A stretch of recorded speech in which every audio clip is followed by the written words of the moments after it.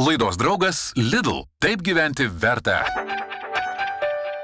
Kągi, atėjo metas 1 minutės patikalų ir šiandien pagaminsime fantastišką užtepėlę. Mums reikės maskarponio sūrio, anakardžių ir džiovintų spangulių, tada vištienos virtos ir citrinos. Ir panaudosiu duoną labai skanę su žemės riešutais.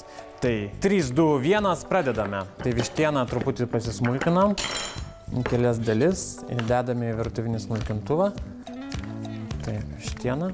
Tada anakardžių riešutai spangulės, tuomet maskarponės sūris, 2 šaukštus ir viską sutriname iki vientisos masės.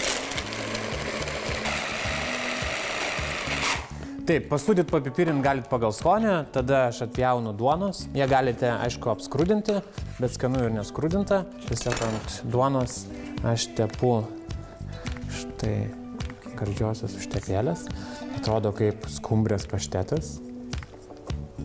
Spangulė suteiks rūgštumo. Tada ant viršaus patarkuojame truputį citrinos žievelės. Ir viskas. Štai užtepėlė paruošta.